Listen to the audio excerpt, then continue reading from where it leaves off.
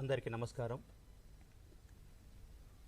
సాఫ్ట్నెట్ government of Telangana మరియు commissionerate of college education government of Telangana ఇద్దరి ఆధ్వర్యంలో నిర్వహించబడుతున్న ఈనాటి టీశాట్ నిపుణ ప్రత్యక్ష ప్రసారానికి అందరికీ స్వాగతం. ఈరోజు మనము చర్చించబోయే అంశము వస్తు సేవల పన్ను. నా పేరు Gajendrababu PGK, lecturer in commerce, government degree college Malkajgiri. అందరికీ నమస్కారం. నా పేరు ఎం సోమయ్య, కాకతీయ ప్రభుత్వ కళాశాల హన్మకొండలో పనిచేస్తున్నాను, అసిస్టెంట్ ప్రొఫెసర్ ఆఫ్ కామర్స్. అందరికీ నమస్కారం. నా పేరు ఎస్ రమేష్. నేను ఎస్ఆర్&D BGNR government arts and science autonomous college ఖమ్మంలో కామర్స్ డిపార్ట్మెంట్లో అసిస్టెంట్ ప్రొఫెసర్గా పనిచేస్తున్నాను. ఇక ఈరోజు నేర్చుకోబోయే అంశాల గురించి మన సారు వివరిస్తారు. రైట్. మనకు ఈ మధ్య కాలంలో చాలామంది అంటే వ్యాపారస్తులు కానీ వినియోగదారులు ఒక పదం వినపడతా ఉండదు. అదేంటంటే ఎవరిని అడిగిన GST goods and services tax, కొంతమంది దాన్ని ఏమంటారంటే గుడ్ అండ్ సింపుల్ ట్యాక్సేషన్ అని, ఆ విధంగా పిలువబడుతున్న ఆ గూడ్స్ అండ్ సర్వీసెస్ ట్యాక్స్ గురించి ఈరోజు మనం చర్చించుకోబోతున్నాము. మనం ఎక్కడైనా రెస్టారెంట్కి వెళ్ళినప్పుడు కానివ్వండి, ఏదైనా వస్తువు కొన్నప్పుడు మనం బిల్లును గమనిస్తే బిల్లు పైన GSTIN అనే ఒక నెంబర్ కనబడుతుంది మనకు. అంటే ఆ కంపెనీలు కానివ్వండి, ఒక వ్యాపార సంస్థ కానివ్వండి, ఒక సప్లయర్ కానివ్వండి, ఆయన యొక్క GST నెంబర్ కనబడుతుంది. అదే దాంతోపాటు మనకు బిల్లులో గమనించినట్లయితే చివరిలో కింద CGST అని, SGST అని, IGST అని, 2.5% అని, 2.5% అని ఇవన్నీ కనబడుతూ ఉంటుంది. సో దీని గురించి ఈరోజు మనం చర్చించుకోబోతున్నాం. అందులో భాగంగా మనకు చర్చించుకోబోయే అంశాలలో ముందుగా మనం ఇక్కడ పన్ను యొక్క చరిత్ర, అంటే మనకు పన్ను ఏ విధంగా మొదలైంది, ఇక్కడ మనకు పన్ను ఏ విధంగా స్టార్ట్ అయింది, అదేవిధంగా దాని యొక్క ఇంపార్టెన్స్ ఏంటి, ఆబ్జెక్టివ్స్ ఏంటి, లక్ష్యాలు, ప్రాధాన్యతలు తెలుసుకోబోతాం. దాంతోపాటు మన భారతదేశంలో GST అనేది ఎప్పుడు మొదలైంది, ఏ విధంగా స్టార్ట్ చేశారు, సో ఏ విధంగా ఇంప్లిమెంట్ కాబడుతుంది, దాని యొక్క చరిత్రను కూడా తెలుసుకుందాం. తర్వాత GSTని ఇంట్రడ్యూస్ చేయడం కొరకు GST కంటే ముందున్న పన్నులు ఏ పన్నులు, ఆ రకరకాల పన్నులు ఏవేవి ఉన్నాయి, వాటిలో వేటిని మనకు రద్దుపరిచి ఈ GSTలో మనకు సబ్జ్యూమ్ చేయడం జరిగింది, సమ్మిళితం చేయడం జరిగింది. అదేవిధంగా దాంతోపాటు కొన్ని వాటిని తీసుకోకుండా ఎగ్జామ్ చేయబడి, అంటే GSTలోకి పరిధిలోకి తీసుకోకుండా వేరే పన్ను చట్టాల్లో ఉన్న వేటిని మనకు మినహాయించడం జరిగింది, వాటిని కూడా మనం చర్చించుకోబోతున్నాం. దాంతోపాటు మనకు GST పన్నులలో రకాలు ఉంటాయి, మనకు ఏ పన్నులు ఏ విధంగా ఉంటే వాటిని తెలుసుకోబోతాం. అదేవిధంగా ఒక్కొక్క వస్తువు పైన కానివ్వండి, సేవ పైన అంటే గూడ్స్ కానివ్వండి, సర్వీసెస్ కానివ్వండి, వాటిపైన పన్ను రేటు, ట్యాక్సెస్ ఎలా ఉన్నాయి, రేట్స్ ఎలా ఉన్నాయి, దాని గురించి మనం చర్చించుకోబోతాం. ఈ విధంగా ఈ GST సిస్టమ్ ఎప్పుడైతే ఇంట్రొడ్యూస్ చేసామో, ఆ GST సిస్టమ్ ఏదైతే ఉందో, వ్యవస్థ ఉందో, దాన్ని ఏ విధంగా మనకు నడిపించాలి, ఏ విధంగా నియంత్రించాలి, మానిటరింగ్ ఎవరు చేస్తారు, వీటన్నింటి గురించి కూడా మనము ఈ నియంత్రణ వ్యవస్థ లేదా మానిటరింగ్ సిస్టంలో మనకు చర్చించుకోబోతాము. దాంతోపాటు ఇక్కడ మనకు GSTN అంటే మనకు సాఫ్ట్వేర్ పాయింట్ ఆఫ్ వ్యూ చూస్తే, డిజిటలైజేషన్ చూస్తే, ఇప్పుడు నియంత్రణ వ్యవస్థ ఒకటైతే అది అధికారులు ఎవరెవరు ఉంటారు, నిర్ణయాలు తీసుకునే భాగం అయితే, ఇంకో విధంగా దాన్ని ఇంప్లిమెంట్ చేయడానికి టెక్నికల్ ఆస్పెక్ట్లో కానివ్వండి, మనకు నెట్వర్క్ పాయింట్ ఆఫ్ వ్యూలో కానివ్వండి, సో ఏ విధంగా మనకు ఆన్లైన్లో ఎంటర్ చేయాలి, వీటన్నిటిని గురించి మనకు GSTN అంటే GST నెట్వర్క్ అని ఒక సిస్టమ్ను ఇంట్రడ్యూస్ చేయడం జరిగింది. అదేవిధంగా ఒక వ్యక్తి, ఒక వ్యాపారస్తుడు కానివ్వండి, ఒక ఇండివిజువల్ కానివ్వండి, ఒక సేవాదారుడు ఎవరైతే ఉన్నారో, సో ఆ వ్యక్తి ఎవరు ఇందులో రిజిస్ట్రేషన్ చేసుకోవాలి, ఎవరెవరికి రిజిస్ట్రేషన్ ఉంటుంది, అవసరం ఉంటుంది, తర్వాత దానికి సంబంధించిన డాక్యుమెంట్స్ మనం ఏం సబ్మిట్ చేయాలి, ఇవన్నిటిని కూడా మనకు తెలుసుకోబోతాం. తర్వాత ఈ GST సిస్టాన్ని మనం ఇంట్రడ్యూస్ చేయడం వల్ల మనకు ఏ విధంగా ప్రయోజనాలు కలుగుతున్నాయి, అంటే ఒక్కొక్క వ్యక్తికి, వ్యాపారస్తునికి ఏ విధంగా ప్రయోజనం ఉంటుంది, వినియోగదారునికి ఏ విధంగా ప్రయోజనం ఉంటుంది, అదేవిధంగా ప్రభుత్వానికి దీనివల్ల ఏదైనా ప్రయోజనాలు ఉన్నాయా, ఇవన్నీ కూడా మనము చర్చించుకుంటూ, తర్వాత ఇది ఎలా మనకు పురోగతి చెందుతూ ఉంది, అంటే ఈ GST ఇంట్రొడ్యూస్ చేయడం వల్ల మనకు ఏ విధంగా ప్రోగ్రెస్ అనేది జరుగుతుంది, స్టెప్ అంటే మనకు ఇంట్రొడ్యూస్ చేసిన డేట్ నుంచి ఈనాటి వరకు ఏ విధంగా ప్రోగ్రెస్ చెందుతూ ఉంది. మనకి GST అనేది ఇక్కడ మనకు 2017లో ఇంట్రొడ్యూస్ చేయడం జరిగింది. సో ఇక్కడ అదేవిధంగా దాంతోపాటు ఈ చర్చించుకున్న వాటి అన్నిటిపైన కూడా కొన్ని మనకి ఇంపార్టెంట్ క్వశ్చన్స్ మనకు డిస్కస్ చేసుకుందాం. దాంతోపాటు మనకు ఏ విధంగా మనకు బుక్స్, ఏ బుక్స్ మనకు చూసుకోవాలి, అవన్నీ కూడా మనం తీసుకున్నాం. ఇప్పుడు నేను మనతో పాటు ఇక్కడ ఉన్న రమేష్ సార్ మీరు ఒకసారి మనకు ఈ పన్నుల చరిత్ర కానివ్వండి, అదేవిధంగా ఆ పన్నుల యొక్క ఇంపార్టెన్స్ కానివ్వండి, లక్ష్యాలు ఏమన్నా ఒకసారి చెప్పమని అడుగుతున్నాను మిమ్మల్ని, ప్లీజ్. మనం ఈరోజు నేర్చుకోబోయే అంశమైన GSTలో ముందుగా పన్నుల యొక్క చరిత్రను మనం పరిశీలించినట్లయితే, ప్రపంచవ్యాప్తంగా రాజుల కాలం నుంచి కూడా, ప్రాచీన కాలం నుంచి కూడా పన్నుల వ్యవస్థ అమల్లో ఉన్నదని మనకు చారిత్రక గ్రంథాలను పరిశీలించినట్లయితే తెలుస్తుంది. 2000 బీసీ 3000 బీసీ కాలం నుండి బిఫోర్ క్రైస్ట్ కాలం నుంచి కూడా ఈజిప్టుల కాలంని మనం ఒకసారి పరిశీలించినట్లయితే ఈజిప్ట్ రాజుల కాలంలో కూడా ఫారోల్ అనే ప్రభువులు మనకు పందులు వేసినట్లుగా కనపడుతున్నది. మనము వివిధ చారిత్రక గ్రంథాలను మతపరమైన గ్రంథాలను తీసుకున్నప్పటికీ కూడా మనకు బైబిల్లో కూడా మన ట్యాక్సేషన్ సిస్టమ్ అనేది ఉన్నదని తెలుస్తుంది. రాజులు వాళ్ళ యొక్క రాజ్యం యొక్క సంక్షేమం కొరకు వివిధ సౌకర్యాల కల్పన కొరకు పన్నులు ఏర్పరిచినట్లుగా మనం గమనించవచ్చు. అట్లనే మన దేశానికి వస్తే ప్రాచీన కాలంలో మనుస్మృతిని పరిశీలించిన అట్లనే కౌటిల్యుని అర్థశాస్త్రాన్ని పరిశీలించినా కానీ మనకు పన్నుల వ్యవస్థ ఈనాటిది కాదు, ఎప్పటి నుంచో ఉన్నది అని మనకు తెలుస్తుంది. ఆ విధంగా ఒక రాజ్యంలో ఒక దేశంలో అవస్థాపన సౌకర్యాల కల్పనకు దేశ రక్షణకు ఇంకా ఇతర సౌకర్యాలను కల్పించడం కోసమని పన్నుల వ్యవస్థ అనేది ఈనాటి కాలం నాటిది కాదు, ఎప్పటి నుంచో అమల్లో ఉన్నది అని మనం గమనించవచ్చు. కాబట్టి ప్రపంచవ్యాప్తంగా కానీ మన దేశంలో కానీ ఎప్పటి నుంచో ఈ పన్నుల వ్యవస్థ అనేది అమల్లో ఉన్నది అని మనం గమనించవచ్చు. ఇక మధ్యకాలంలో తీసుకున్నట్లయితే అప్పటి ప్రభువులు మొఘలుల కాలం నాడు కానివ్వండి, సుల్తానేట్ల కాలం కానివ్వండి, మనం పన్నుల వ్యవస్థను గమనించవచ్చు. వివిధ రకాల పన్నుల రూపంలో వచ్చిన ఆదాయాన్ని బట్టి ఆ రాజ్యాల యొక్క అభివృద్ధి అనేది ఆధారపడి ఉన్నది. మనం బ్రిటిష్ కాలం నాటికి వస్తే 1860లోనే సర్ జేమ్స్ విల్సన్ మనకు పన్నుల రూపంలో ప్రజల దగ్గర నుంచి వసూలు చేసి ఆ మొత్తాన్ని దేశానికి అవసరమైన కార్యకలాపాల కోసం ఖర్చు పెట్టాడని మనం గమనించవచ్చు.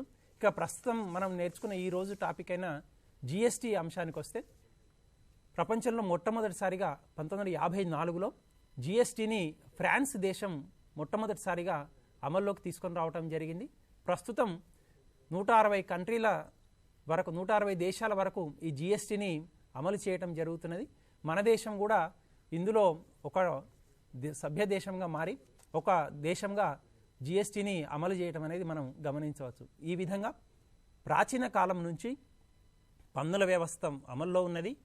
1954లో ఫ్రాన్స్లో మొట్టమొదటిసారిగా జిఎస్టీ అనేది అమల్లోకి వచ్చింది. మన దేశం 2017 జూలై 1 నుంచి జిఎస్టీని అమల్లోకి తీసుకొని రావడాన్ని మనం గమనించవచ్చు. ఇక ఈరోజు మనం ఒక్కసారి జిఎస్టీ యొక్క ప్రాధాన్యతను, జిఎస్టీ ఎందుకోసం తీసుకొని వచ్చారనే లక్ష్యాన్ని మనం పరిశీలించినట్లయితే ప్రస్తుతం ఉన్న పన్నుల వ్యవస్థ ఏదైతే ఉన్నదో there is a multiplicity of taxes. ఎన్నో రకాల పన్నులునే complicated system is there. So దాన్ని తొలగించి ఒకే ఒక పన్ను వ్యవస్థను తీసుకొని రావాలి అనే ఉద్దేశంతో ఈ జిఎస్టీని తీసుకొని రావడం జరిగింది. One nation one tax one market అనే ఒక స్లోగన్ ద్వారా మన దేశంలో ఉన్న విభిన్నమైన పన్నులన్నింటినీ రూపుమాపి ఒకే ఒక పన్నుల రూపంలో జిఎస్టీ రూపంలో తీసుకొని వచ్చి పన్నుల రూపంలో ఉన్న పన్నుల వ్యవస్థలో ఉన్న సందిగ్ధతను తొలగించే ఉద్దేశంతో ఈ జిఎస్టీని తీసుకొని రావడం జరిగింది. కాబట్టి జిఎస్టీ అనేది ప్రాధాన్యతను సంతరించుకున్నది. సో మనం ఇంకొక లక్ష్యాన్ని గమనించినట్లయితే to bring all tax payers into one system ఈ జిఎస్టీ అనేది వచ్చింది. To digitalize transactions, to eliminate human element in paying of taxes, payment of taxes, ఈ జిఎస్టీని అనేదాన్ని తీసుకొని రావడం జరిగింది. To save tax payers from paying taxes on taxes. మన గతంలో ఉన్న వ్యవస్థ జిఎస్టీ కంటే ముందున్న వ్యవస్థలో పన్ను మీద పన్ను భారం అనేది మనం గమనించవచ్చు. But after implementation of GST we can eliminate. ఒక పన్ను మీద పన్ను భారాన్ని తగ్గించే ఉద్దేశంతో ఈ జిఎస్టీ అనే దాన్ని మనం తీసుకొని రావడం అనేది జరిగింది 2017లో. ఇక to identify the actual number of tax payers, ఈ లక్ష్యంతో it becomes very easy in the system of GST to identify the actual number of tax payers. కాబట్టి ఆ లక్ష్యంతో మాకు ఎవరైతే పన్ను చెల్లిస్తున్నారో, పన్ను బాధ్యత కలిగి ఉన్నారో వాళ్ళను సులభంగా గుర్తించే ఉద్దేశంతో ఈ జిఎస్టీని తీసుకొని రావడం జరిగింది. ఈ మొత్తం వ్యవస్థలో మనకు ఉన్న ప్రత్యక్ష పన్నుల వ్యవస్థ, పరోక్ష పన్నుల వ్యవస్థలో భాగమైన పరోక్ష పన్నులలో జిఎస్టీని తీసుకొని రావటం వలన మొత్తం పారదర్శకమైన వ్యవహారాలు జరిపించడానికి అవకాశం ఉంటుంది అనే లక్ష్యంతో జిఎస్టీని తీసుకొని రావడం జరిగింది. To bring transparency in the entire system of indirect taxation, GST is being implemented in our country. అట్లనే ఈ జిఎస్టీ అనేది డెస్టినేషన్ బేస్డ్ కన్జంప్షన్ ట్యాక్స్, ఈ లక్ష్యంతో ఎవరైతే అంతిమ వినియోగదారులు ఉన్నారో వాళ్ళ ద్వారా పన్ను వసూలు చేయాలి అనే ఒక లక్ష్యంతో ఈ జిఎస్టీని తీసుకొని రావడం జరిగింది. సింగిల్ ట్యాక్స్ అడ్మినిస్ట్రేషన్, మనం one tax one nation one market అనుకుంటున్నాం. కాబట్టి ఆ సింగిల్ ట్యాక్స్ అడ్మినిస్ట్రేషన్ తీసుకొని వచ్చే దానిలో భాగంగా జిఎస్టీని తీసుకొని రావడం జరిగింది. ఇక ఇందులో మరి ఒక ప్రధానమైన అంశం ఇన్పుట్ ట్యాక్స్ క్రెడిట్ ఉన్నది. ఆ ఇన్పుట్ ట్యాక్స్ క్రెడిట్ని మనం తీసుకొని వచ్చే ఉద్దేశంతో ఈ జిఎస్టీని మన దేశంలో 2017 జూలై 1 నుంచి అమల్లోకి తీసుకొని రావడం అనేది జరుగుతున్నది.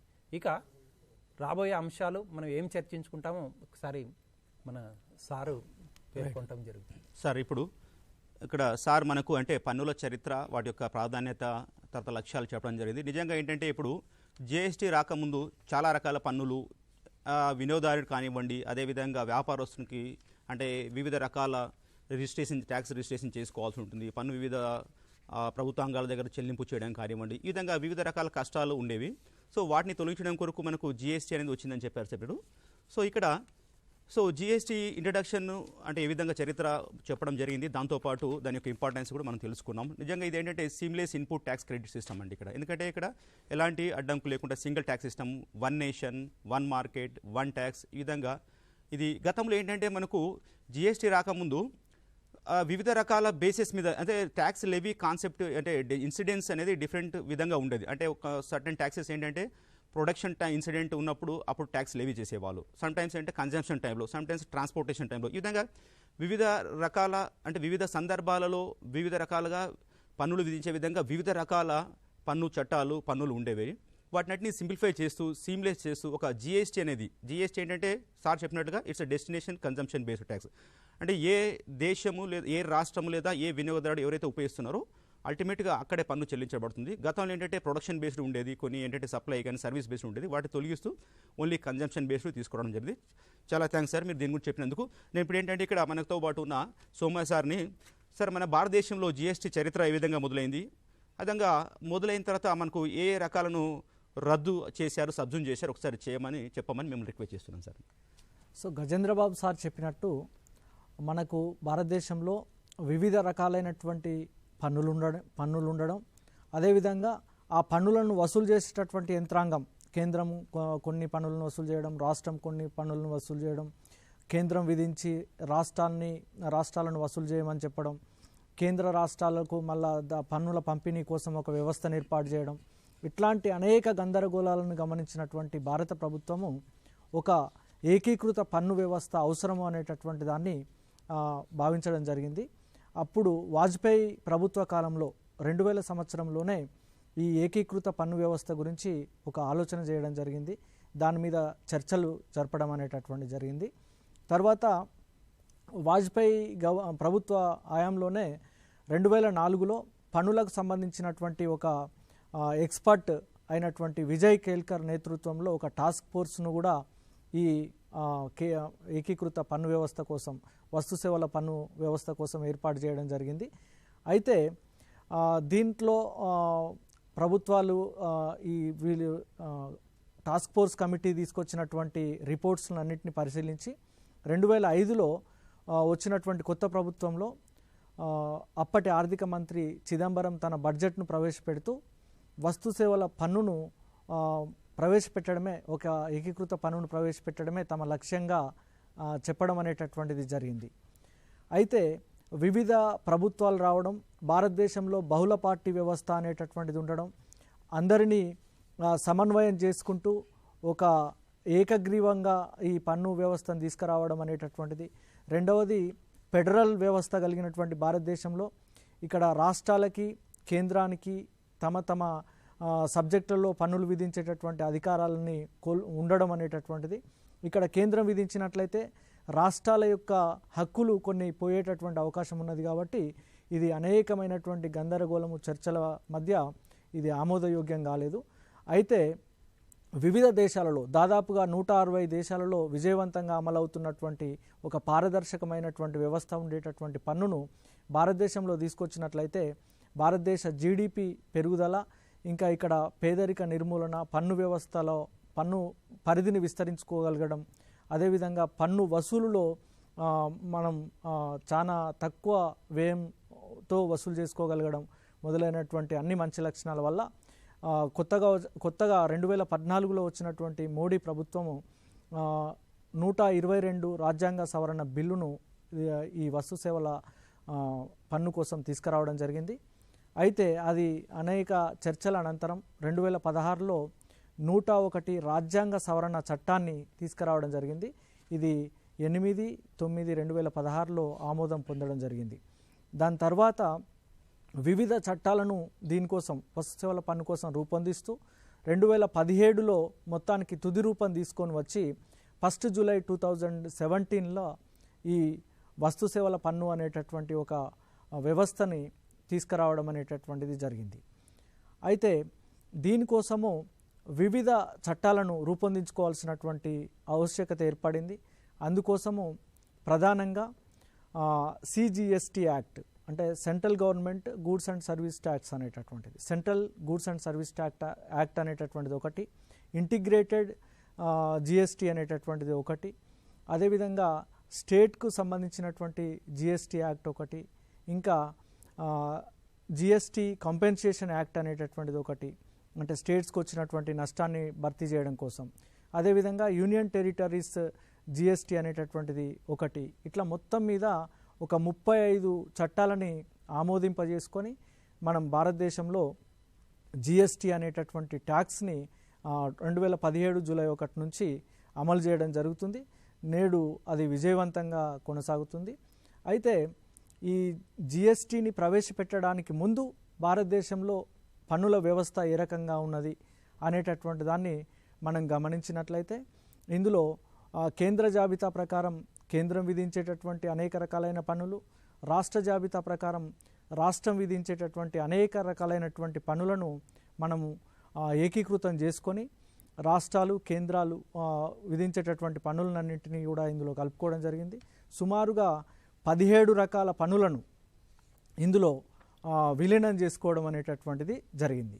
ఇది కేంద్ర స్థాయిలో విధించేటటువంటి పన్నులలో ప్రధానంగా సెంట్రల్ ఎక్సైజ్ డ్యూటీ అనేటటువంటిది, ఇది వస్తు ఉత్పత్తి చేసేటటువంటి ఉత్పత్తి మీద వేసేటటువంటి పన్ను.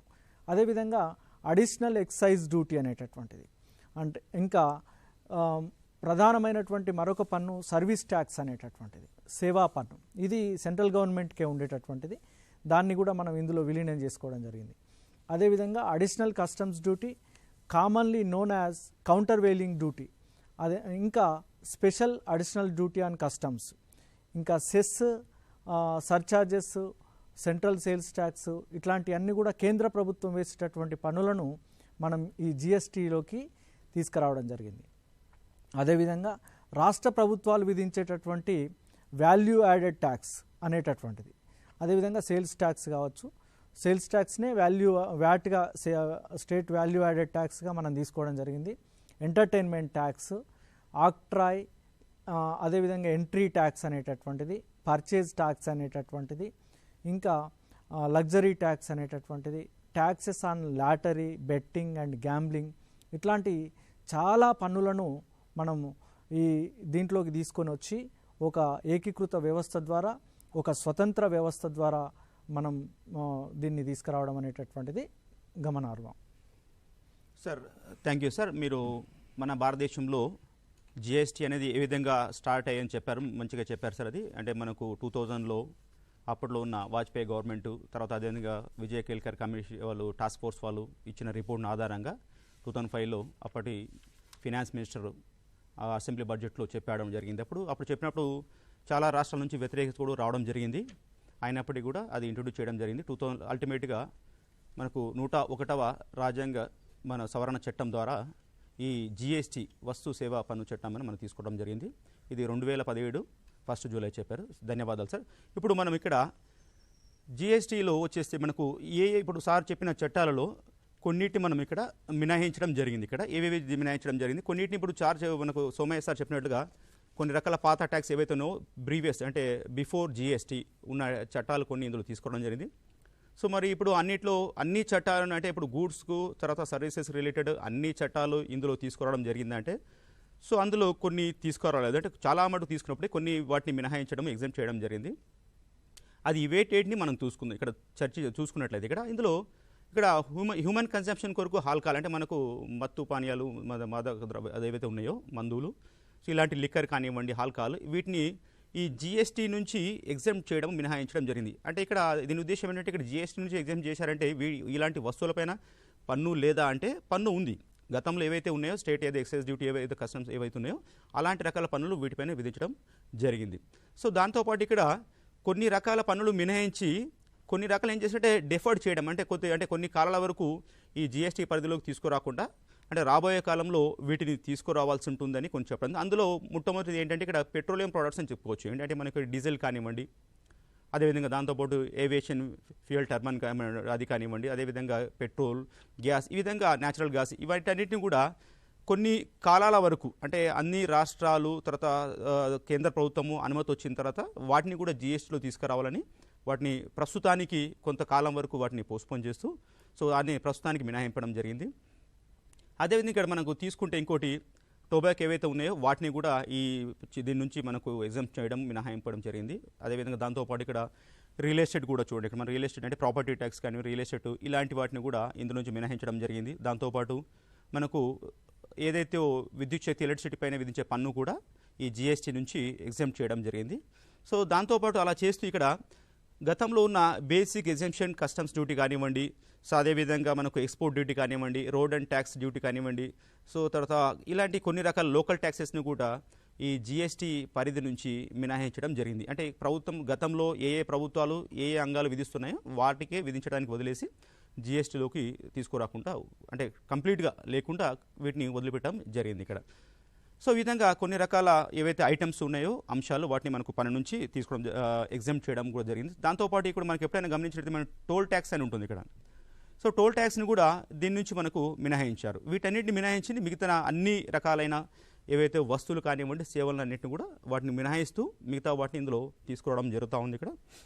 మళ్ళీ ఈ విధంగా మనం గమనించినట్లయితే ఇక్కడ సో ఇప్పుడు ఈ మినహాయించిన అంశాలు తీసేస్తే ఏవైతే ఉన్నాయో వాటిపైన పన్నులు ఏ విధంగా విధించడం జరుగుతూ ఉంది ఇక్కడ. సో ఇక్కడ మనం ఏమనుకుంటుంటే జిఎస్టీ అంటే one nation one market one tax అంటాం. మళ్ళీ అలాంటప్పుడు మళ్ళీ జిఎస్టీకి అనేది ఒక చట్టం ఉన్నదా భారతదేశంలో అంటే అది కాదండి. జిఎస్టీ అనేది అది చాలా చట్టాలు ఉన్నాయి ఇక్కడ మనకు. But system is one.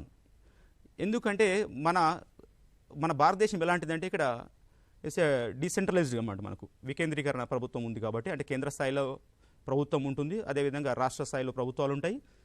మనకు రాజ్యాంగంలో చెప్పుకుంటే మనకు షెడ్యూల్లో అంటే సెంట్రల్ కొన్ని, స్టేట్ కొన్ని మళ్ళీ జాయింట్ కూడా ఉంటాయి ఇక్కడ మనకు. సో ఆ విధంగా కాంకరెన్స్ లిస్ట్ లాగా.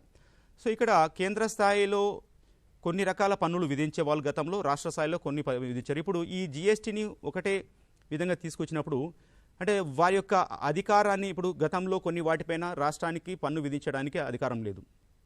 సో కొన్నిటికి కేవలము రాష్ట్రమే విధించాలి, కొన్నిటికి కేంద్రమే విధించాలి. సో ఈ విధంగా సెంట్రల్ లిస్టు, స్టేట్ లిస్ట్ అని, కాంకరెన్స్ లిస్టు వీటిని ఎడిట్ చేయడానికి మనకు 101వ అమెండ్మెంట్ యాక్ట్ని తీసుకోవడం జరిగింది ఇక్కడ. సో దాని ద్వారా ఏమైందంటే ఇక్కడ రాష్ట్రాలకు అదేవిధంగా కేంద్రాలకు పన్ను విధించి పన్ను వసూలు చేయడానికి అధికారం ఇవ్వడం ఈ జిఎస్టీ ద్వారా, ఆ చట్టం ద్వారా వచ్చింది. 101 amendment act is most important in our GST. So దాని ద్వారా అంటే కొన్ని అధికారాలను కూడా ఇవ్వడం జరిగింది.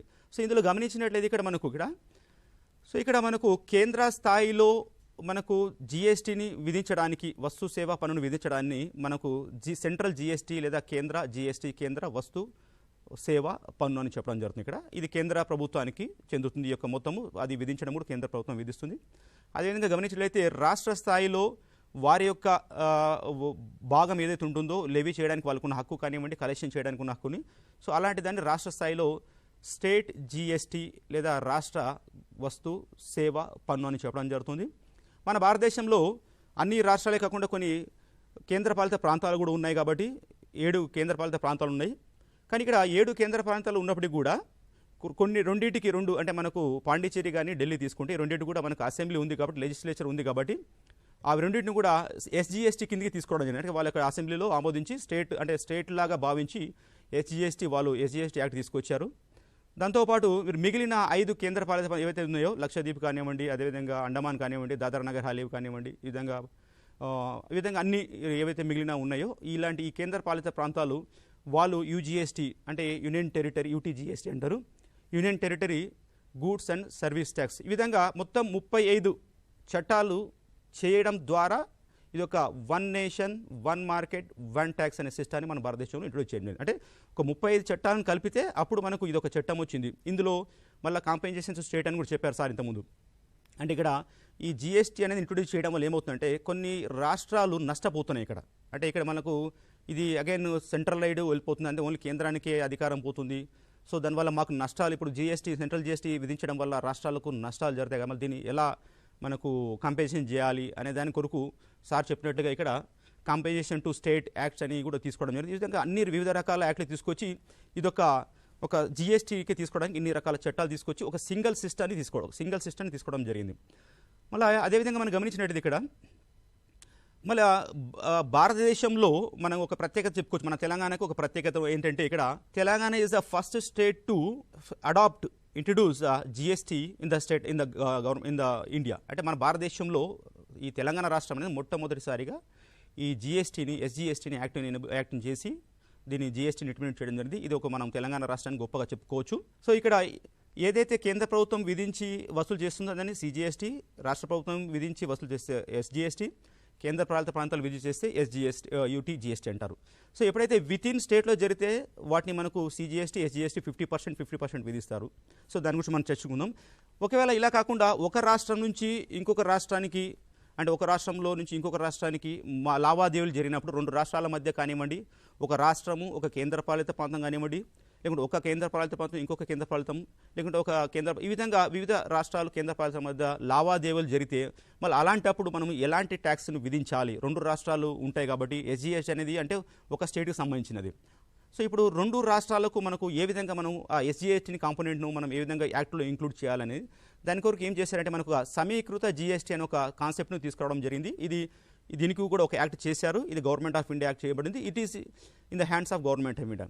ఇందులో ఏముంటుందంటే ఎప్పుడైతే రెండు రాష్ట్రాల మధ్య కానీ రెండు కేంద్రపాలిత మధ్య లేకుంటే కేంద్ర ప్రాంతం రాష్ట్రం మధ్య లావాదేవీలు జరిగినప్పుడు అలాంటి సమయంలో మనకు సిజిఎస్టీ కానివ్వండి, ఎస్జిఎస్టీ కాకుండా రెండింటికి మధ్యంగా ఒక సమీకృత జిఎస్టీ వ్యవస్థను ఐజిఎస్టీ, ఇంటిగ్రేటెడ్ జిఎస్టీ అని తీసుకోవడం జరిగింది. సో దాంతోపాటు ఇక్కడ మనం గమనించినట్లయితే ఇక్కడ ఒక వస్తువు లేదా సేవ ఒక రాష్ట్రము లేదా కేంద్రపాలిత ప్రాంతంలో తయారై అదే రాష్ట్రము లేదా అదే కేంద్రపాలితంలో వినియోగమైతే అలాంటి దానిపైన మనకు విధించే పన్నులు రెండు ఏంటంటే, ఒకటి CGST central GST, SGST state GST. మనకు ఎప్పుడైనా బిల్లులు గమనించినప్పుడు మీరు ఎక్కడైనా ఇన్వాయిస్లో బిల్లు గమనిస్తే మీకు కింద సిజిఎస్టీ, ఎస్జిఎస్టీ ఉంటుంది. సపోజ్ ఫర్ ఎగ్జాంపుల్ ఏదైనా ఒక వస్తువు పైన సేవ పైన 18% ట్యాక్స్ ఉందనుకుంటే మనం ఒక వస్తువు ఒక రకమైన, అలాంటప్పుడు ఏం చేస్తారంటే వాటిని రెండు భాగాలుగా సమభాగాలుగా రాష్ట్రానికి కేంద్రానికి విభజించడం జరుగుతుంది. ఇక్కడ 50% of that 18% goes to central government, 15% of that 18% goes to state government. అంటే ఇప్పుడు 18% ఏదైతే 18% 9% విభజించి సిజిఎస్టీని 9%గా బిల్లులో చూపెట్టాలి ప్రతి వ్యాపారస్తుడు, అదేవిధంగా ఎవరైతే సర్వీస్ ప్రొవైడర్ ఉంటారో ఆయన. అదేవిధంగా ఈ ఎస్జిఎస్టీ లేదా యూజిఎస్టీ ఒకవేళ యూనియన్ టెరిటరీలో అయితే అది యూటీజీఎస్టీ అంటాము, స్టేట్ గవర్నమెంట్ అయితే అది ఎస్జిఎస్టీ అని చెప్పి 50% ఈ విధంగా రెండింటిని సపరేట్గా చూపెట్టవలసిన బాధ్యత ఒక వ్యాపారస్తునికి సప్లైదారునికి ఉంటుంది. సపోజ్ అలా కాకుండా ఒక వస్తువు లేదా సేవ ఒక రాష్ట్రము లేదా కేంద్రపాలిత ప్రాంతంలో తయారై, అంటే ఒక రాష్ట్రం లేదా కేంద్రపాలిత తయారై వినియోగం అనేది వేరొక రాష్ట్రంలో లేదా మరో రాష్ట్రంలో లేదా కేంద్రపాలిత ప్రాంతంలో వినియోగం అయినట్లయితే అలాంటి సందర్భంలో మనము ఇక్కడ సిజిఎస్టీ, ఎస్జిఎస్టీ కాకుండా ఏం చేస్తామంటే మనకు ఐజిఎస్టీ అనేది ఒక కాన్సెప్ట్, ఒక ట్యాక్స్ను విధించడం జరుగుతుంది. ఇక్కడ అది integrated goods and services tax అని చెప్తారు. ఇక్కడ ఐజిఎస్టీ అనేది ఇక్కడ మళ్ళీ ఐజిఎస్టీ ఎంత పర్సెంట్ ఉంది, 50%, 100%, లేకుంటే 75% అంటే IGST is levied and collected by the government of India. Central గవర్నమెంటే ఇది లెవీ చేస్తుంది, అదే కలెక్ట్ చేస్తుంది. అది ఒక percentage 100% goes to central government. ఇక్కడ ఎలాంటి స్టేట్ గవర్నమెంట్ ఇక్కడ ఇంటర్ స్టేట్ ట్రాన్సాక్షన్స్ జరిగినప్పుడు ఇంటర్ స్టేట్ జరిగినప్పుడు ఒక స్టేట్ బార్డర్ నుంచి ఇంకో స్టేట్కి ఇంపోర్ట్ అంటే జరిగినప్పుడు అలాంటి సమయంలో ఎలాంటి ఎస్జిఎస్టీ కానీ సిజిఎస్టీ ఉంటుందండి. ఇక్కడ కేవలము IGST 100% government of India collect చేసి వాళ్ళు తర్వాత ఎవ్రీ మనకు బడ్జెట్లో ఫైనాన్షియల్ ఇయర్లో ఎప్పుడు చేస్తారంటే వాటిని ఆ వచ్చిన 100% ఐజిఎస్టీని కానివ్వండి సిజిఎస్టీని కూడా కేంద్రాల యొక్క వాళ్ళ యొక్క షేర్ ఎంత డిస్ట్రిబ్యూట్ చేయాలి, ఏ విధంగా పంచిపెట్టాలి అవి కూడా అది ఫైనాన్స్ మినిస్ట్రీ వాళ్ళు దాన్ని పంచడం జరుగుతూ ఉంది ఇక్కడ ఫైనాన్షియల్ కమిటీ వాళ్ళు. సో ఈ విధంగా మనకు సిజిఎస్టీ, ఎస్జిఎస్టీ, ఐజిఎస్టీ మనకు చెప్పుకుంటాం 3 రకాల పనులు ఉన్నాయి. ఇంకోటి ఇక్కడ గమనించేస్తే ఇక్కడ మనకు ఎగుమతులు చేసే వస్తువులపైన కానీ సేవలపైన జిఎస్టీ అనేది వర్తించింది. ఇక్కడ మనం గమనించాలి. ఇక్కడ సో ఇది ఎక్స్పోర్ట్ ట్యాక్స్ లేకపోతే ఇంపోర్ట్ ట్యాక్స్ వాటి ఉంటాయి. దిగుమతులపైన కూడా వస్తు సేవలపైన కూడా మనకు ఐజీఎస్టీ కానీ సిజిఎస్టీ కానీ ఏది కూడా మనకు వర్తించదు. గతంలో ఉన్న ఏవైతే ట్యాక్స్ ఎక్స్పోర్ట్ ట్యాక్స్ కానీ బేసిక్ కస్టమ్ డ్యూస్ ఉంటుందో అవి మాత్రమే వర్తిస్తాయి. జిఎస్టీ పరిధిలో లేవు కాబట్టి వీటిని. సో ఈ విధంగా మనకు వివిధ రకాల పన్నులు మనము చర్చించుకున్నాం. సో ఇప్పుడు మనకు తర్వాత ఇప్పుడు చాలా వరకు పన్ను అంటే మళ్ళీ ఒకటే రేట్ ఉందా, ఓన్లీ 5% లేకుంటే 18%, లేకుంటే 20%, 28% ఉందా అంటే వాటిని గతంలో వివిధ రాష్ట్రాలు వివిధ రకాల రేట్లతో కలెక్ట్ చేసేవాళ్ళు. అంటే మహారాష్ట్రలో ఒక వస్తువు పైన ఒక రేటు ఉంటే ఆంధ్రప్రదేశ్లో ఒక రేటు, తెలంగాణలో ఒక రేటు, హర్యానాలో ఒక రేటు, ఈ విధంగా వివిధ రాష్ట్రాల్లో వివిధ రకమైన రేటు ఉండడం వల్ల ఒక వినియోగదారుని కానివ్వండి, వ్యాపారస్తునికి, ప్రభుత్వాలు కూడా ఇది రకమైన కన్ఫ్యూజన్ ఉండేది. సో దాన్ని అధిగమిస్తూ ఎప్పుడైతే జిఎస్టీ తీసుకొచ్చారో, జిఎస్టీ వచ్చినప్పుడు ఏంటంటే రేట్లు అనేది ఒక స్లాబ్స్గా విభజించారు. కొన్ని రకాల వస్తువులు ఒక రకమైన రేటు, ఇంకో రకమైన వస్తువులు ఒక రకమైన రేటు, ఇంకొక రకమైన వస్తువులు ఇంకో రేటు, ఈ విధంగా కొన్ని రకాల గ్రూపులు వించి ఒక 5-6 రేట్లు తీసుకోవడం జరిగింది. సో వాటిని గురించి మనకు వస్తువుల యొక్క జిఎస్టీ రేట్స్ ఎంత మనం ఇప్పుడు చూసుకుందాం. ఇప్పుడు గమనించినట్టయితే ఇక్కడ మొట్టమొదటిగా ఏవైతే కొన్ని వస్తువులు ఉంటాయి, ఇక్కడ కొన్ని రకాల వస్తువులు ఇక్కడ నిల్ రేటు అంటే నో ట్యాక్స్ ఆ గూడ్స్ అంటే చూసుకుని ఇప్పుడు మనం రాకీస్ వితౌట్ ఎనీ ప్రీసియస్ మెటల్స్ అంటే మనకు రక్షాబంధన్ కట్టుకుంటే దానికి ఎలాంటి బంగారం ఆభరణాలు లేకుండా జస్ట్ ఓన్లీ పేపర్తో కానివ్వండి, రబ్బర్ స్పాన్సర్ చేసినప్పుడు అలాంటివి. తర్వాత ఎనీ ప్రీసియస్ మెటల్స్, అదేవిధంగా కొన్ని రా మెటల్స్ యూజ్డ్ ఇన్ బ్రూమ్స్ అంటే మనకు బ్రూమింగ్ చేసే పొరుకు అంటే మనకు చీపురు కట్టలు కానివ్వండి, అలాంటి వాటిపైన కూడా ఎలాంటి పన్ను లేదండి, గమనించండి ఇక్కడ. సో దాంతోపాటు ఇక్కడ మనకు మన నిత్యము తీసుకునే ఫ్రూట్స్ కానివ్వండి, వెజిటేబుల్స్ కానివ్వండి, బ్రెడ్ కానివ్వండి, ఇవన్నీ అంటే ఎందుకు వీటిని ఎగ్జామ్ చేశారంటే ప్రతి మానవుడికి ఇవి నిత్యావసర వస్తువులు లాంటివి, అంటే వీటిపైన కూడా ట్యాక్స్ మనం విధించలేము. సో మనకు కౌటిల్యుడు ఒక సెంటెన్స్ చెప్తాడు, పన్ను విధించే సమయంలో మనకు లిబరల్గా ఉండాలి, సరికృతంగా ఉండాలి, కలెక్ట్ చేసేటప్పుడు చాలా స్ట్రిక్ట్గా పకడ్బందీగా ఉండాలంటారు. సో వీటిపైన పన్ను కొద్దిగా విధించకుండా నిత్యావసర వస్తువులు కాబట్టి వీటిపైన ఎలాంటి వస్తువులు లేకుండా, అదేవిధంగా కొన్ని సర్వీసెస్ కూడా ఉన్నాయండి ఇక్కడ. సపోజ్ మనకు కొన్ని వస్తువులు తీసుకుంటే సాల్ట్ కానివ్వండి, నిత్యం తీసుకునే ఉప్పు కానివ్వండి, పెరుగు, అదేవిధంగా తేనె కానివ్వండి, గాజులు, ఇవన్నీ గుడ్లు, స్టాంప్స్, ఇవన్నీ గమనించినప్పుడు ఇవన్నీ కూడా నిత్యావసర వస్తువులు కాబట్టి వీటిపైన ఎలాంటి పన్ను మనం విధించడం లేదు. సో ఇప్పుడు సేవలు తీసుకున్నట్టయితే ఇప్పుడు మనకు పొదుపు ఖాతాను ఎప్పుడైతే మనం బ్యాంకులో ఓపెన్ చేస్తావో, అంటే పొదుపు ఖాతాను సాధారణంగా ఎవరు ఓపెన్ చేస్తారంటే ఒక సాధారణ మానవుడు, మధ్యతరగతి కానీ కింది తరగతి ఒక వ్యక్తి ఒక ఖాతాను ఓపెన్ చేస్తారు. సో అది వాటిపైన బ్యాంక్ వాళ్ళు కొన్ని అంటే సర్వీస్ ఛార్జెస్ చేస్తారు. అంటే మనకు ఎవ్రీ క్వార్టర్లీ కొద్ది 25 రూపీస్ కానివ్వండి, ఏటీఎం కార్డు మెయింటైన్ చేసినందుకు వాళ్ళు కొన్ని సర్వీస్ ఛార్జ్ చేసినప్పుడు వాటిపైన ఎలాంటి జిఎస్టీ ఉండదండి ఇక్కడ, దాన్ని ఎగ్జామ్ చేశారు. ఇది ఒక సాధారణ.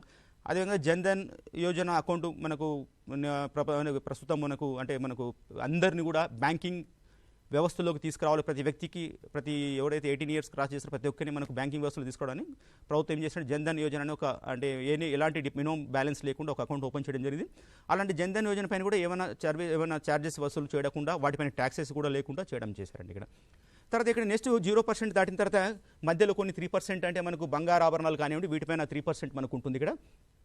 5% తీసుకుంటే కొన్ని గూడ్స్ ఉన్నాయండి, స్కిమ్డ్ మిల్క్ కానివ్వండి, తర్వాత స్కిమ్డ్ మిల్క్ పౌడర్ అంటే పాల పొడి కానివ్వండి, అదే తేనియల్ కాఫీ కానివ్వండి, కోల్, బొగ్గు, tea, spices, kerosene oil, ayurvedic medicines, agarbatti, sliced dry mangoes, అదే ఇన్సులిన్ కానివ్వండి, క్యాజూ నట్స్, లైఫ్ ఫుడ్స్, ఇలాంటి ఏవైతే కొన్ని అంటే వీటిపైన తక్కువ పర్సెంటేజ్ అంటే 5% విధించడం జరుగుతూ ఉంది ఇక్కడ జిఎస్టీ అనేది రేటు.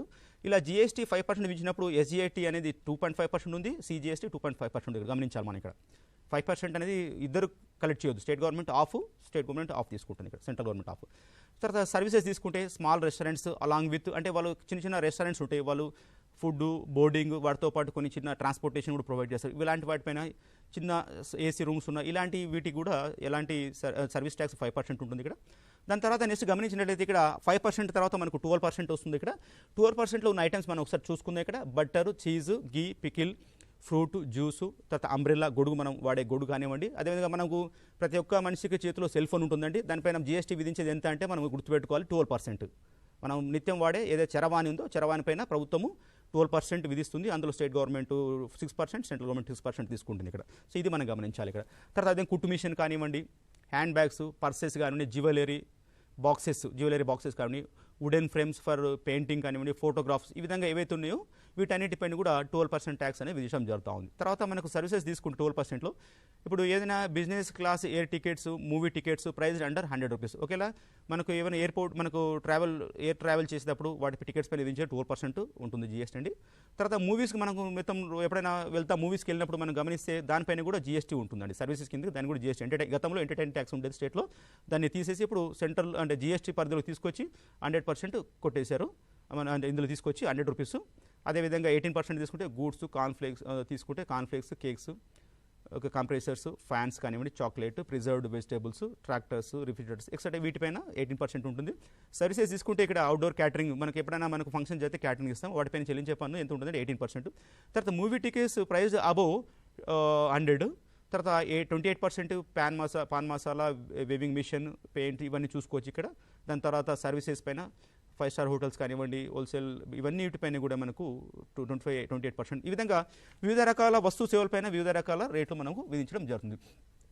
సో ఇప్పుడు ఈ విధంగా గమనించినట్టయితే ఇప్పుడు మనకు సార్ మీరు ఒక్కసారి రమేష్ సార్ ఒకసారి మనకు ఈ పన్ను వ్యవస్థను మనకు ఏ విధంగా నియంత్రిస్తున్నారు, మరి దీనికి ఏమైనా ఒక సిస్టమ్ ఏమైనా ఉందా, ఒకసారి మనకు దాని గురించి ఒక నియంత్రణ వ్యవస్థ కానివ్వండి, ఒకసారి నెట్వర్క్ కూడా చెప్పండి మాకు, జిఎస్టీ నెట్వర్క్ ఎలా ఉంటుందో ఒకసారి చెప్పండి. మన దేశంలో అత్యంత పకడ్బందీగా జిఎస్టీని నిర్వహించడానికి, నియంత్రించడానికి ఒక వ్యవస్థను ఏర్పాటు చేయడం జరిగింది. జిఎస్టీ కౌన్సిల్ అనే దానిని ఏర్పాటు చేయడం జరిగింది.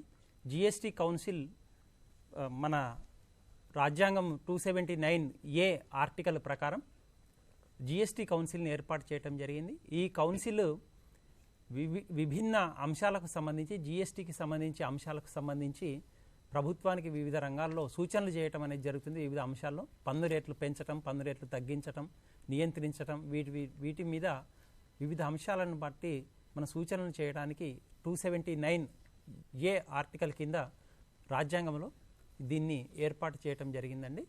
దీనికి చైర్పర్సన్గా కేంద్ర ఆర్థిక మంత్రి ఉండటం జరుగుతుంది. వైస్ చైర్పర్సన్గా వివిధ రాష్ట్రాలు కేంద్రపాలిత ప్రాంతంలో నుంచి వచ్చిన మంత్రులలో ఆర్థిక మంత్రి ఎవరైనా ఒకరు వైస్ చైర్పర్సన్గా ఉండటం జరుగుతుంది. ఇక సభ్యులుగా అందరూ రాష్ట్రాలకు సంబంధించిన మంత్రులు, finance ministers of all states will be members of this GST council. ఇక దీంట్లో సమావేశాలు జరిగేటప్పుడు కనీసం ఉన్న సభ్యులందరిలో కనీసం 50% మంది, అంటే కనీసం సగం మంది ఉంటేనే ఒక సమావేశం నిర్వహించడానికి కోరం అని అంటాం మనం. Minimum number of members required to conduct a meeting that is 50% of the total members in GST council. ఇక మనం చూసినట్లయితే జిఎస్టీ కౌన్సిల్లో ఏవైతే నిర్ణయాలు తీసుకోవటం ఎట్లా అంటే కనీసం 75% మంది హాజరైన సభ్యులలో 75% మంది ఒక నిర్ణయానికి అంగీకారం తెలియజేసినట్లయితేనే ఆ నిర్ణయాన్ని అమలు చేయడానికి వీలవుతుంది.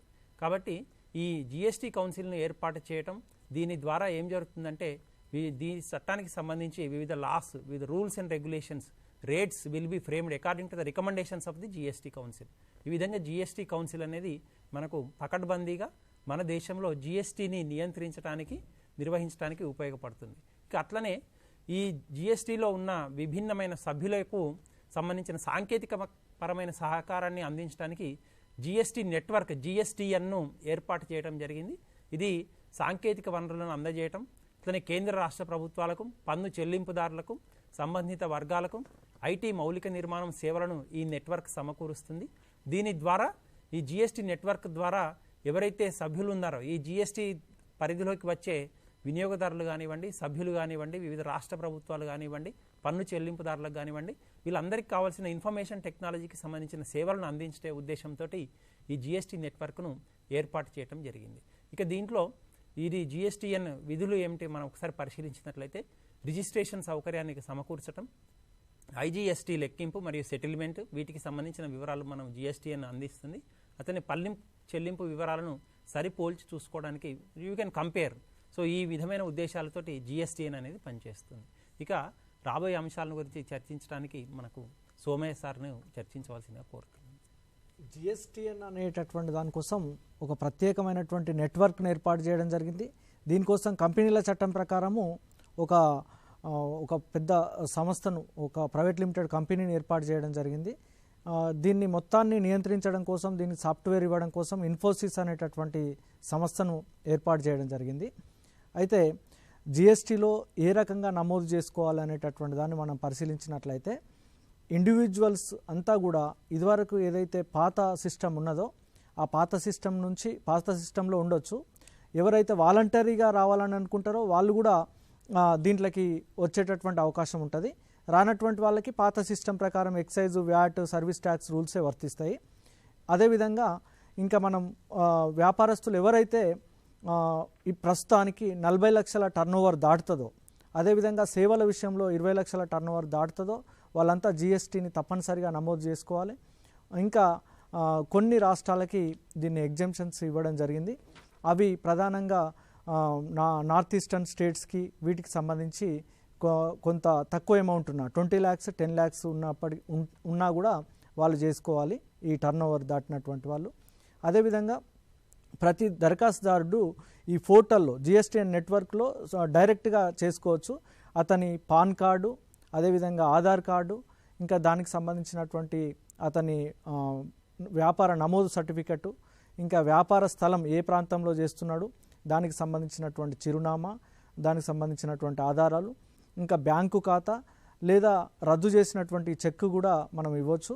ఇంకా వాళ్ళ డైరెక్టర్లు, వాళ్ళకి సంబంధించినటువంటి ఫొటోసు, ఆధారాలు, చిరునామా మొదలైనటువంటి వాటిని అన్నింటినీ కూడా పెట్టుకొని దీంట్లో పోర్టల్లో అప్లోడ్ చేయడం అనేటటువంటిది జరుగుతుంటుంది. ఇది ఒక స్వతంత్ర వ్యవస్థ కాబట్టి అతని యొక్క డిజిటల్ సిగ్నేచర్ కూడా దీనికి అవసరం. ఇంకా అది బోర్డు తీర్మానం, దానికోసం చేసుకున్నటువంటి బోర్డు తీర్మానాలతోని రిజిస్ట్రేషన్ అనేటటువంటిది చాలా సులభంగా చేసుకునేటటువంటి అవకాశం ఉన్నది. అదేవిధంగా మనం జిఎస్టీ వల్ల ఏమి ప్రయోజనాలు ఉన్నాయి అనేటటువంటి దాన్ని మనం పరిశీలించినట్లయితే ప్రధానంగా ఇక్కడ జిఎస్టీ వల్ల గూడ్స్ అండ్ సర్వీస్ ట్యాక్స్ వల్ల ఒకవైపు ప్రభుత్వానికి, రెండో వైపు వినియోగదారునికి, మూడో వైపు ఉత్పత్తిదారులు లేక వ్యాపారవేత్తలకి కూడా బహుళ ప్రయోజనాలు ఉన్నాయని చెప్పుకోవచ్చు. దీనివల్ల మనం చూసినట్లయితే క్యాస్కేడింగ్ ఎఫెక్ట్ ఆఫ్ ట్యాక్సెస్ అనేటటువంటిది, అంటే పన్ను మీద పన్ను పడేటటువంటి పరిస్థితి అనేటటువంటిది ఇక్కడ రాదు. అదేవిధంగా ఈ పన్నుల ప్రభావము వస్తు సేవలపై తగ్గుతుంది కాబట్టి ఈ వినియోగదారులకి సరసమైనటువంటి ధరలకి, తక్కువ ధరలకి వస్తు సేవలు అందుబాటులోకి వచ్చేటటువంటి అవకాశం ఉన్నది. అదేవిధంగా మనకి కామన్ నేషనల్ మార్కెట్ అనేటటువంటిది ఏర్పాటవుతుంది. అంటే ఇక్కడ మనకు 29 రాష్ట్రాలు కానీ 7 కేంద్ర పాలిత ప్రాంతాలు కానీ ఎక్కడ చూసినా కూడా ఒకే ధర, ఒకే విధమైనటువంటి పన్ను వ్యవస్థ, ఒకే రకంగా ఉండేటటువంటిది ఉంటుంది. అదేవిధంగా లాజిస్టిక్స్లో కూడా బార్డర్స్లల్లో ఆగడం అనేటటువంటిది కూడా ఆ సమస్య తప్పుతుంది అని చెప్పుకోవచ్చు. అంటే గోడౌన్స్ ఇట్లాంటివి మెయింటైన్ చేసుకోవాల్సినటువంటి పరిస్థితి రాదు. తాజా సరుకులు ఈ వివిధ రాష్ట్రాల మధ్య జరుగుతుంటాయి. అదేవిధంగా boosting for make in India initiative, మనము మేక్ ఇన్ ఇండియా అనేటటువంటి ఒక కాన్సెప్ట్ను ఒక తయారీ కేంద్రంగా భారతదేశాన్ని నిలబెట్టాలని అనుకుంటున్నాం. అట్లా నిలబెడితే మన ఎక్స్పోర్ట్స్ పెరిగేటటువంటి అవకాశం ఉంటుంది. ఇక్కడ పన్నుల భారం తగ్గుతుంటుంది. వివిధ ప్రాంతాలలో పన్నులు రిజిస్ట్రేషన్ చేసుకోవడము, వ్యక్తుల దగ్గరికి, ఆఫీసర్ల దగ్గరికి పోయేటటువంటి పరిస్థితి ఉండదు. ఒక నెట్వర్క్ ద్వారా ఆటోమేటిక్గా మనం డిజిటలైజ్డ్గా ట్రాన్సాక్షన్స్ జరుగుతుంటాయి కాబట్టి మనకు అడ్వాంటేజెస్ అనేటటువంటిది ఉంటుంది. బ్లాక్ ట్రాన్సాక్షన్స్ అనేటటువంటివి ఉండవు. ఈజ్ ఆఫ్ డూయింగ్ బిజినెస్ అనేటటువంటిది, అంటే సులభతర వాణిజ్యం అనేటటువంటిది జరుగుతుంటుంది. సో ఆ రకంగా చాలా ప్రయోజనాలు మనకి ఉంటాయి. దీనివల్ల పరోక్ష పన్నులను ప్రధాన లక్ష్యం ఏంటంటే, పరోక్ష పన్నుల యొక్క ఉద్దేశం ఏంటంటే, ప్రత్యక్ష పన్నుకి ప్రధానమైన భేదం ఏంటంటే, ప్రత్యక్ష పన్ను వేస్తే వాళ్ళకి ఆ వ్యక్తి మీద ప్రభావం పడేటటువంటి అవకాశం ఉంటుంది, ఇబ్బంది ఉండదు. పరోక్ష పన్నులు అయితే సామాన్య ప్రజలపై పడతాయి కాబట్టి ఇది తక్కువ ఉండాలా, ఎక్కువ బేస్ ఉండాలా. దీనివల్ల జిఎస్టీ వల్ల అది ఖచ్చితంగా సాధ్యం అవుతుందని చెప్పుకోవచ్చు. సో దీన్ని కొనసాగించవలసిందిగా Gajendra Babu sir. Okay, thank you sir. So ఇప్పుడు మనము చూసుకుంటే ఇక్కడ మనకు జిఎస్టీ అనేది 2017 జూలై 1 ఇంట్రడ్యూస్ చేశారు. చేసిన తర్వాత ఆ రోజు నుంచి ఈ రోజు వరకు ఏ విధంగా మనకు ప్రోగ్రెస్ చెందుతుందో ఒక్కసారి మనం ఒక క్షుణ్ణంగా గమనిస్తే, సూక్ష్మంగా ఒక 1 minute. సో ఇక్కడ మనకు గతంలో ఏంటంటే జిఎస్టీ రాకముందు ఈ బేస్ ఏదైతే ఉందో, అంటే ఎంతమంది ఈ ట్యాక్స్ పేయర్స్, అంటే ఇండైరెక్ట్ ట్యాక్స్ పేయర్స్ ఉండేవాళ్ళు చాలా తక్కువ ఉండేది. ఎప్పుడైతే జిఎస్టీ అయితే ఇంట్రడ్యూస్ చేసిన తర్వాత ఏమైందంటే ఇక్కడ ఆల్మోస్ట్ 85% ఇంక్రీజ్ అయిందండి. ఇక్కడ గతంలో దానికంటే చాలా ఇంక్రీజ్ అయింది. సో దాంతోపాటు గతంలో 65 lakhs మెంబర్స్ 6 lakhs మెంబర్స్ ఉంటే దాని నుంచి 1.2 crores, అంటే లక్షల నుంచి 1.2 crores, అంటే అంతమంది మనకు ఎవరైతే పేయర్స్, ఇండైరెక్ట్ ట్యాక్స్ పేయర్స్ కూడా ఇందులో తీసుకోవడం జరిగింది. సో దీనివల్ల బేస్ అనేది ఇంక్రీజ్ అయింది ప్రోగ్రెస్లో. ఒక పాయింట్ చెప్పుకోవచ్చు మనకి. అంటే ఎలాంటి ట్యాక్స్ ఎవేడింగ్ లేకుండా, ఎలాంటి కష్టాలు లేకుండా సింపుల్ ట్యాక్స్ చేయడం వల్ల సో ఇది వచ్చింది. అదేవిధంగా ఇక్కడ గవర్నమెంట్ కూడా ఏమవుతుందంటే ఇక్కడ మంత్లీ ఇప్పుడు జిఎస్టీ అనేది ఏముంటుంది, ఇప్పుడు మంత్లీ పేమెంట్, డైలీ పేమెంట్ విధంగా గతంలో క్వార్టర్లీ పేమెంట్, ఆ విధంగా 6 months పేమెంట్ ఉండేది. సో అలా కాకుండా ఇప్పుడు ఏం చేశారంటే మనకు ఆన్ స్పాట్ పేమెంట్ ఉంది. ఎప్పుడైతే జిఎస్టీ అని చెప్పుకున్నాం, ఇప్పుడు రమేష్ సార్ చెప్పారు ఇక్కడ goods and services tax network అని, ఆ వ్యవస్థ ఎలా ఉంటుందంటే ఇక్కడ ఆన్లైన్ ట్రాన్సాక్షన్స్ బేస్ తీసుకురావడం జరిగింది. అంటే ఆన్ స్పాట్లో ఇక్కడ పేమెంట్ అనేది జరుగుతుంది. దీనివల్ల ఏమవుతుందంటే ఇక్కడ మంత్లీ రెవెన్యూ కూడా మనకు వాళ్ళ యొక్క గవర్నమెంట్ రెవెన్యూ ఇంక్రీజ్ అయింది, కలెక్షన్ ఇంక్రీజ్ అయింది. సో అది చూసుకుంటే ఒకవేళ మనకు 17 ఇంట్రొడ్యూస్ చేస్తే 18-19 చూసినప్పుడు అబౌట్ 10% ఇంక్రీజ్ మనకు చూడవచ్చు ఇక్కడ. అంటే 97,100 crores మనకు ఇంక్రీజ్ అయింది ఇక్కడ. సో అదేవిధంగా ఇప్పుడు దాంతోపాటు ఇప్పుడు మనం ఒకసారి ముఖ్య ప్రశ్నలు ఏవి తెలుసుకుందాం. దానికంటే ముందు ఒక్కసారి మనం అంటే ఈరోజు మనం ఏమేమి చర్చించుకున్నాం ఒకసారి మనం చూసుకుంటే, సో ఇక్కడ ఫస్ట్ ఇక్కడ మనకు పన్నుల చరిత్ర గురించి, అదేవిధంగా దాని యొక్క ప్రాధాన్యత, తర్వాత లక్ష్యాలు ఏంటి తెలుసుకున్నాము. దాంతోపాటు జిఎస్టీ అనేది మన భారతదేశంలో ఏ విధంగా వచ్చింది అంటే 2000 నుంచి స్టార్ట్ చేస్తే వాజ్పేయి గవర్నమెంట్, మధ్యలో మళ్ళీ కాంగ్రెస్ గవర్నమెంట్ వచ్చిన తర్వాత మధ్య చివరిలో 2017 July 1st బీజేపీ గవర్నమెంట్ తీసుకోవడం జరిగింది ఇక్కడ. సో ఆ విధంగా చరిత్ర గురించి చెప్పారు. తర్వాత అదేవిధంగా రద్దు దాని కొరకు ఏ చట్టాలు, ఏ పన్నులు మనం రద్దు చేయడం జరిగింది, అదేవిధంగా మినహాయించిన అంశాలు ఏంటి, అదేవిధంగా మనకు ఏ పన్ను రకాలు కూడా మనం చర్చించుకోవడం జరిగింది. అదేవిధంగా పన్నుల రకాలు, తర్వాత ఒక్కొక్క వస్తువు పైన రేట్లు ఏమున్నాయి మనకు, అదే 0% కానీ 5% ఈ విధంగా తెలుసుకున్నాం మనకు. అదేవిధంగా దాంతోపాటు ఇక్కడ వీటిని ఈ జిఎస్టీను అంటే మనకు జిఎస్టీ వ్యవస్థను చూడడానికి ఒక సపరేట్ ఒక అంగాన్ని, సపరేట్ ఎంటిటీని క్రియేట్ చేశారు. దాన్ని కౌన్సిల్ అని చెప్పడం జరిగింది ఇక్కడ. మానిటరింగ్ సిస్టమ్, నియంత్రణ వ్యవస్థను చేశారు ఇక్కడ.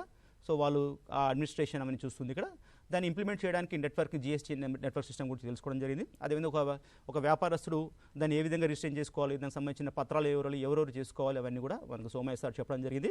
దాంతోపాటు ఇక్కడ ఈ జిఎస్టీ వల్ల ప్రయోజనాలు ఏమున్నాయి, అదేవిధంగా మనకు దాని యొక్క చేయడం వల్ల పురోగతి ఏం జరిగింది, అదేవిధంగా మనకు ఈ విధంగా అన్ని చర్చించుకుంటూ ఒకసారి మనం ప్రశ్నలు గమనించినట్లయితే మనకు పరీక్షలో మీకు రావడానికి ఆస్కారం ఉంటుంది. దీనిపైన ఇంకో 1 credit ఉంటుందండి ఇక్కడ. మీకు ఈ సిబిసిఎస్ సిస్టంలో 1 credit దీనికి ఉంటుంది. మీకు ట్యాక్సెస్ సిస్టంలో అందులో జిఎస్టీ కూడా ఉంటుంది.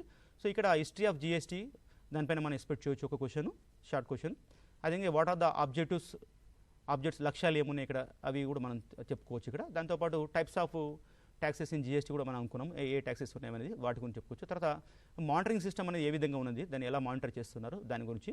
దాంతోపాటు ఇక్కడ మనకు ఏవే బుక్స్ మనం ఒకసారి సంప్రదించవలసిన గ్రంథాలు తీసుకుంటే, మన రెఫరెన్స్ బుక్స్ తీసుకుంటే ఇక్కడ Vinod K Singhania and doctor Kapil Singhania direct taxes law and practice Taxmann publication వల్ల ఒక బుక్ చూడొచ్చు. ఇది ఆల్రెడీ మనకు సిలబస్ రెఫరెన్స్ బుక్లో ఇచ్చింది ఇది.